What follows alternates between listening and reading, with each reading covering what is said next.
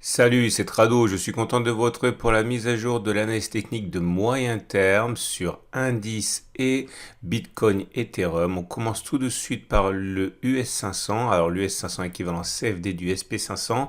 Si vous voulez vous rendre directement à l'actif qui vous intéresse, vous pouvez regarder ça, c'est dans le chapitrage juste en dessous. Et voilà où on en est pour le SP500 en CFD. On est revenu au contact de la résistance hebdomadaire 4250-4230 que l'on a créé et que l'on a abandonné semaine du 10 mai. Le rebond a été violent depuis et nous sommes à nouveau sur ce carrefour.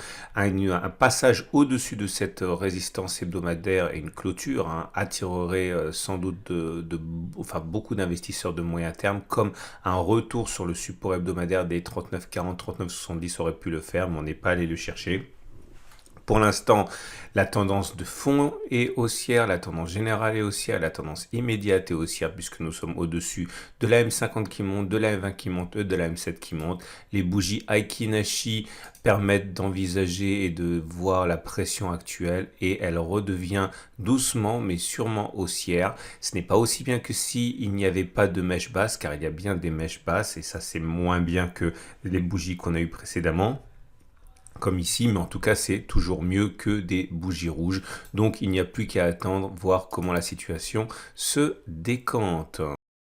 Et c'est le même sort qui est réservé au Wall Street équivalent CFD du Dow Jones. On est au pied de la résistance hebdomadaire 35 080 34 770 qui est à l'origine de la décrue du 10 mai.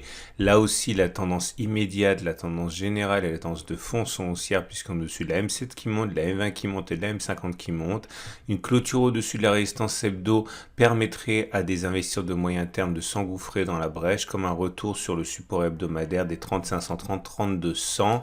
Les bougies Aiki Nashi indiquent là aussi que la reprise de la hausse est au rendez-vous, la pression est haussière, mais avec un bonus par rapport au SP 500, c'est qu'il n'y a pas de mèche basse sur la dernière bougie, autrement dit, c'est une vraie bougie de pression haussière à laquelle on assiste.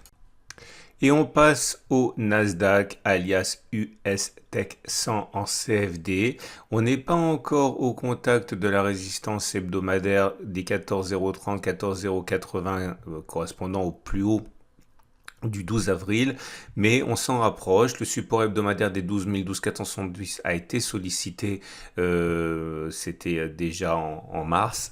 Pour l'instant, la tendance de fond est haussière car on est au-dessus de la M50 qui monte, au-dessus de la M20 qui monte, donc la tendance générale est haussière, et on est au-dessus de la M7 qui descend, autrement dit la tendance immédiate est plus neutre. Un passage au-dessus de la résistance hebdomadaire, une clôture au-dessus de la résistance hebdomadaire normalement devrait attirer de nouveaux investisseurs de moyen terme, comme un retour hypothétique sur les 12 470.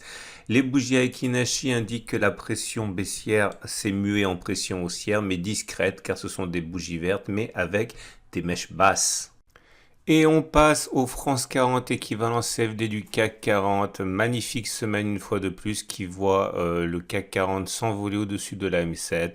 Nous sommes au-dessus d'une M50 qui monte, au-dessus d'une M20 qui monte, au-dessus d'une M7 qui monte, tendance de fond, tendance générale, tendance immédiate haussière. Aucune raison de penser a priori que la baisse soit pour la semaine prochaine, même si forcément au bout d'un moment il y aura une baisse. Les bougies Aikin Hachi de la semaine indiquent comme la semaine dernière une bougie à pression haussière avec une absence de mèche basse. Et c'est autour de l'Allemagne 30, équivalent CFD du DAX, et là aussi une belle semaine puisque on vient de s'affranchir de la résistance hebdomadaire des 15 500 qui capait les cours depuis le 12 avril. Alors j'ai maintenu le libellé résistance car on peut toujours avoir une bougie de fausse cassure, donc on va attendre une confirmation avant de lui faire changer de polarité pour zone de support, mais a priori c'est chose faite, on a cassé cette zone qui devient donc une zone de support. La tendance immédiate, la tendance générale, la tendance de fond sont haussières puisqu'on est au-dessus de la M7, de la M20, de la M50 qui montent, et les bougies Aiki Nashi indiquent des bougies sans mèche basse déjà depuis deux blocs, depuis deux bougies, donc la pression est clairement du côté des haussiers. Et c'est une semaine de rémission pour Bitcoin qui, sur le support hebdomadaire des 42, 170, 28, 750, a arrêté de baisser. On termine plus haut que l'on a terminé la semaine dernière, donc c'est vraiment une rémission. La tendance de fond est toujours haussière car on est au-dessus de la M50 qui monte. Par contre, la tendance générale est neutre car la M20 est plate et la tendance immédiate est baissière car on est en dessous de la M7 qui descend. On peut espérer que le rebond apparaisse sur ces niveaux, hein. Les traders haussiers et les investisseurs ont sans doute accumulé, hein, sur cette zone, au moins partiellement. Mais quand on regarde les bougies Aiki Nashi, on en est toujours à une pression baissière non démentie avec une bougie rouge et une bougie rouge sans mèche haute. Donc le rebond est peut-être en train de se produire, mais on attend encore la manifestation d'un rebond fiable. Ce n'est pas encore le cas. Et on termine avec l'Ethereum qui est dans une santé et dans une forme plus appréciable que Bitcoin. Le rebond sur le support hebdomadaire 2050-1300 est effectif. La tendance de fond est haussière, la tendance générale est haussière. Par contre, la tendance immédiate est neutre car la M7 croît, mais on est en dessous. Un retour sur la résistance hebdomadaire des 3900-4366 doit être envisagé. En attendant, ceux qui avaient des velléités d'achat ont sans doute acheté donc sur ce support hebdomadaire. On regarde les bougies Aiki Nashi et on constate que la pression baissière est toujours là. Elle ne s'est pas inversée pour l'instant, mais elle s'est amoindrie puisque la bougie rouge est assortie d'une mèche haute et d'une mèche basse. Donc c'est moins baissier en termes de pression.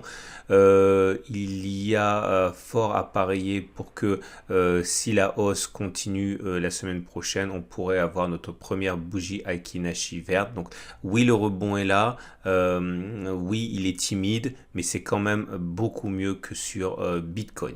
Voilà ce qu'on pouvait dire pour ces 6 marchés. Je vous invite à revenir à cette analyse tout au long de la semaine pour éventuellement saisir des opportunités qui se présenteraient et je vous souhaite une excellente journée.